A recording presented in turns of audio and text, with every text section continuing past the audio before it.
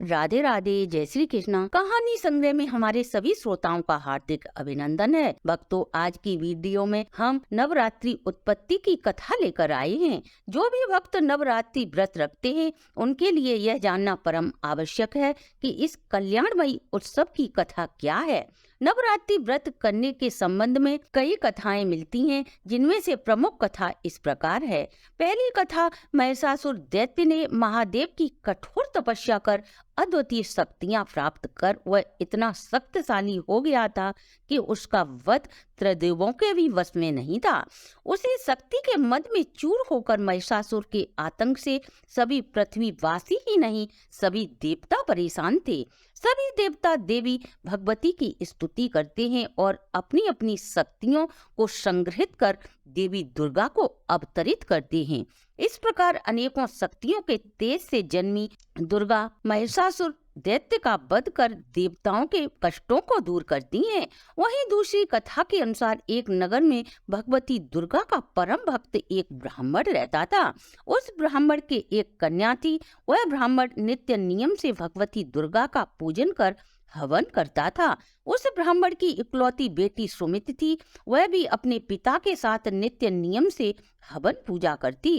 एक दिन सुमित अपनी सहेलियों के साथ खेलने में व्यस्त होने के कारण भगवती दुर्गा की पूजा में सम्मिलित न हो सकी। यह सब देख ब्राह्मण देव को अपनी पुत्री पर अत्यधिक क्रोध आ जाता है और वह ब्राह्मण क्रोधित होकर अपनी बेटी सुमित्रा का विवाह एक दरिद्र कोढ़ी से कर देता है। अपने ही पिता का अपने प्रति ऐसा व्यवहार देखकर बेटी को बहुत दुख हुआ, मगर वह यह सोचकर चुप रही कि भाग्य के लेख को कोई नहीं टाल सकता। शायद मेरी किस्मत में यही था। यही सोचकर बेटी अपने पति के साथ चली गई, परंतु उसका पति इतना दरिद्र था कि उसके पास घर द्वार कुछ भी नहीं था।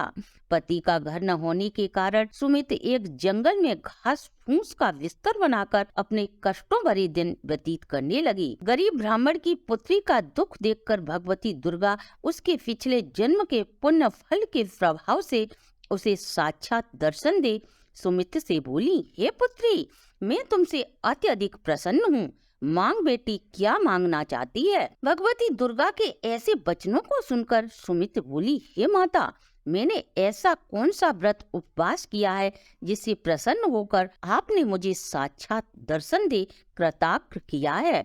बेटी की बात को सुनकर माँ भगवती दुर्गा बोली, मैं तुझे तेरे पूर्व जन्म का वृतांत सुनाती हूँ, ध्यान पूर्वक सुन। पूर्व जन्म में तुम एक आदिवासी भील की पतिव्रता पत्नी थी। एक दिन तुम्हारे पति को चोरी के आरोप में राज्य के सैनिकों ने पकड़कर कारागार में डाल दिया, साथ में तुम्हें भी कारागार में डाल दिया। सौभाग्य से उसी समय नवरात्रि शुरू हो गई थी। कारागार की कठोर यातना और सैनिकों ने तुम्हारे अपराध के दंड में तुम्हें न खाने को खाना न पीने को पानी दिया। इस प्रकार अनजाने में तुम्हारा नवरात्रों का व्रत निर्जला फूड हो गया। तुम्हारे पिछले जन्म के उसी व्रत के पुण्य प्रभाव से मैं प्रत्यक्ष प्रकट हो तुम्हें दर्शन दिए।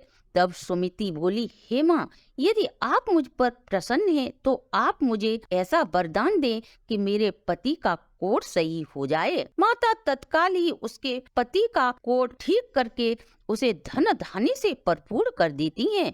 इस प्रकार भगवती दुर्गा की कृपा से सुमित का पति पूर्ण रूप से स्वस्थ होकर धन धान्य से भरपूर हो गई। वहीं तीसरी कथा के अनुसार श्री राम ने अपने भाई लक्ष्मण तथा हनुमान सहित समस्त वानर सेना के साथ अश्विन शुक्ल पक्ष प्रतिपदा से नवमी तक 9 दिनों तक माता शक्ति की उपासना कर उन्हें प्रसन्न किया और 10वीं तिथि को लंका पर आक्रमण करने के बाद में विजय प्राप्त की। तभी से नवरात्रों में भगवती शक्ति का व्रत रखकर सभी अपनी अपनी कामनाओं की पूर्ति के लिए भगवती दुर्गा को प्रसन्न करने के लिए व्रत करते आ रहे हैं। तो भक्तों, ये थी नवरात्रि प्रचलन की कथाएं। आप व आपके परिवार पर सदा भगवती दुर्गा की कृपा दृष्टि बनी रहे, इसी शुभकामना के साथ अगर आपको हमारी प्रस्तुति अच्छी लगी हो तो आप हमारे चैनल को लाइक, सब्सक्राइब और शेयर करें।